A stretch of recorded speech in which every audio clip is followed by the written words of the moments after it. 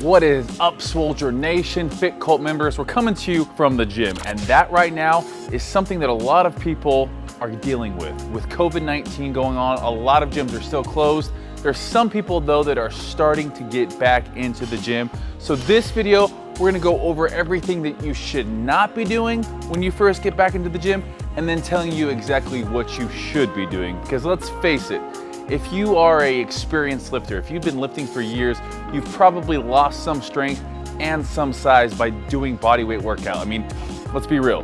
There's only so much you can maintain with triangle push-ups and squatting your dog. So right now, we're gonna be going over what you should not do that you're gonna probably want to do. These common mistakes that a lot of people are gonna make, you guys can steer clear and not be one of them.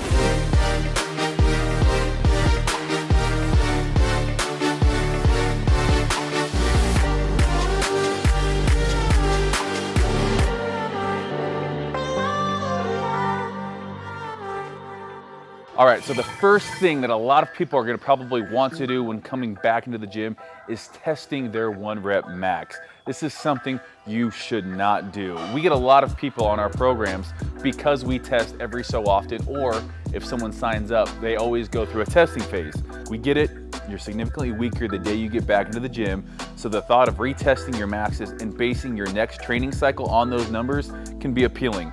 The only problem with this is that you'll gain most of your strength back really quickly. So if you're hitting it hard again, all that strength's gonna come back in 2 to 4 weeks. So instead of retesting all of your maxes, what you should do is train according to how you feel. Now, there's a right way to do this and a wrong way to do this. Typically, you base things off of percentages. If you keep a notebook or if you're training in our app, you know what your percentages are. We give those to you.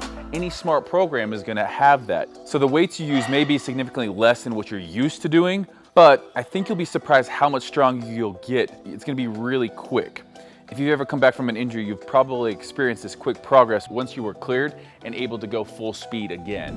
All right, the next tip is to not go overboard on cardio. Now, if you've been at home staying up with your conditioning, it's typically a little bit easier than staying up with muscle mass. So a lot of people have probably even maybe gotten better shape in terms of their cardio capacity during this. But if you're like me, you've probably let yourself get a little bit fluffy, and that's okay.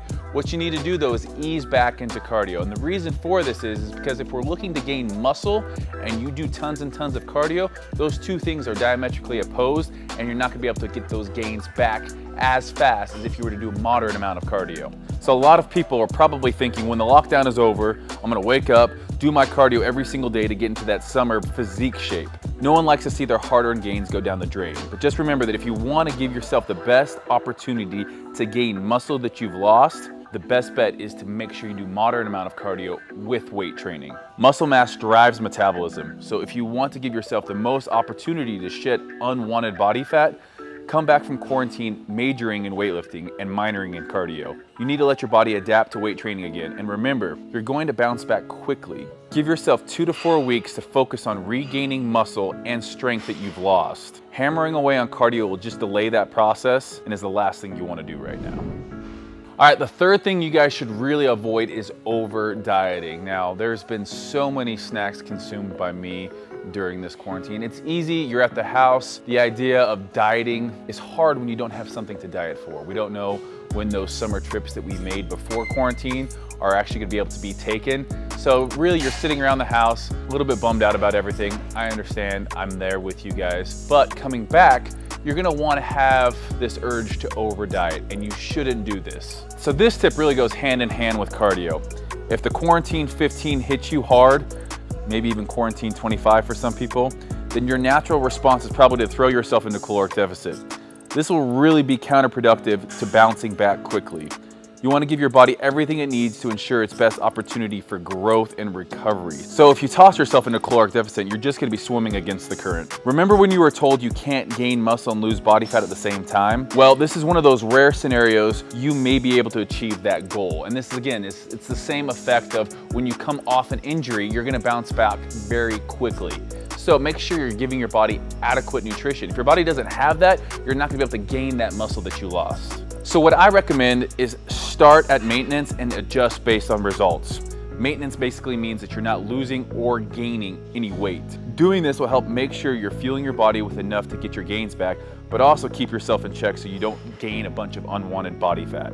From there, you'll begin to put back on muscle and your body's caloric demand is going to increase, and that will naturally put you into a slight caloric deficit. Also, make sure you're eating enough protein to build muscle effectively, and then you're going to want to check in on your energy levels from week to week, making adjustments based on how you're responding and how your energy levels are. The idea here is that we don't want to just come into the gym trying to pick up where we left off. It's just going to leave you gassed. So the last thing we want to make sure you don't do is neglecting your prehab. I know we're beating a dead horse here, but don't forget that your strength is going to come back quickly, and your beach muscles aren't the only thing that have become atrophied and deconditioned during lockdown. If you spend a little extra time on the muscles that help you maintain structural balance, you'll decrease your chance of injury. So we want to make sure we're spending enough time warming up for the workouts and then also stretching afterwards. The goal of prehab is to prevent injuries before they happen. So as a lifter or an athlete, your prehab should focus on bringing up weaknesses that lead to muscular imbalance that ultimately will get you hurt. The things we typically need to spend the most time on are our shoulders, everything from external rotators to other stabilizing muscles, hip flexors, hip rotators, and the groin. These are the places we see a lot of injuries in our athletes and our app members. So by making sure that we target